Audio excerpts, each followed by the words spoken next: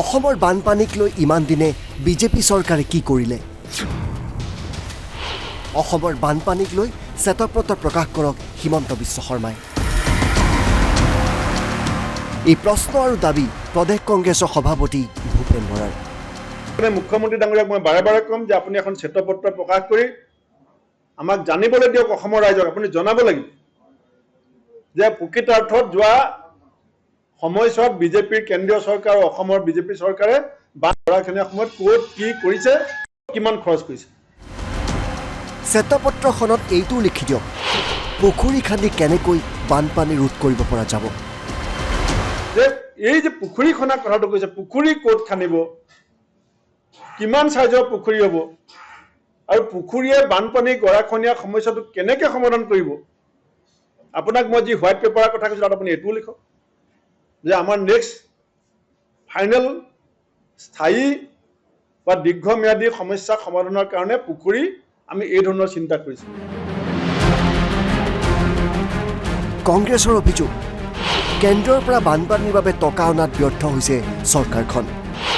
কেন্দ্ৰ সৈমান কৰিবলৈ সৰ্বদলীয় প্ৰতিনিধি প্ৰেৰণ কৰক দিল্লীৰ চকুত হৈ ৰাজহাৰ পোন কৰি কথা ক'বলৈ আহ্বান ভূপেন বৰাৰ কিন্তু মূল কথাটো হৈছে ৰাজ্যখনৰ মুখ্যমন্ত্ৰীগৰাকীয়ে কেতিয়াও মূল বিষয়টোৰ পৰা ফালৰি কাটি যদি মথাউৰি খলনায়ক সাজি যদি ৰাজ্যবাসীক বিভ্ৰান্ত কৰিবলৈ চেষ্টা কৰে এইটো আমাৰ জাতীয় দুৰ্ভাগ্য হিচাপে পৰিচিত হ'ব কাৰণ আপোনাক ৰাইজে নেতৃত্ব দিছে দিল্লীৰ চকুত হৈ ৰাজহাৰ পোন কৰি বুকু ফিন্দাই প্ৰধানমন্ত্ৰীক কথাটো বুজাই আপুনি যে ২৬৪০ কোটি টকাৰ জেগাত যে ৪৪ কোটি টকা পাইছে এই কথাটোত আপুনি কেনেকৈ সফল হ'ব তাত আপুনি যদি অকলে নোৱাৰে আপোনাৰ কথা যদি দিল্লীয়ে নুশুনা হৈছে মই অসম বিধানসভাৰ অধ্যক্ষকো দাবী জনাম যে অসম বিধানসভাৰ অধ্যক্ষই এটা অল পাৰ্টি ডেলিগেশ্যন লৈ অসম বিধানসভাৰ অধ্যক্ষ অল পাৰ্টি ডেলিগেশ্যন লগত লৈ পেলাই 2020-21 আৰু 22-23 বানপানী গৰাখহনীয়াৰ অসম চৰকাৰ প্ৰস্তাৱিত ধনৰাশি মুকুলাই দিবৰ কাৰণে কেন্দ্ৰক গৈ পেলাই এছেম্বলি এটা টিমেও হেঁচা দিব লাগে under leadership of assembly speaker অসমত এইবাৰ বানপানীয়ে ভয়ংকৰ ৰূপ ধাৰণ কৰিছে বহু লোকে প্ৰাণ হেৰুৱাইছে এইবাৰৰ বানপানীত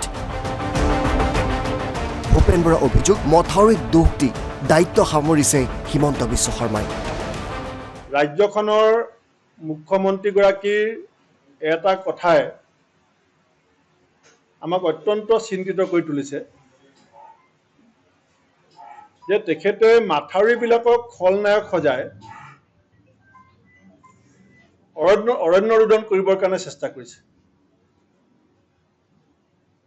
মাথাউৰিক যদি আমি বানপানী সমস্যাৰ কাৰণে খলনায়ক সজাব বিচাৰোঁ গুৱাহাটীৰ পৰা জিতুমণি দাস NB নিউজ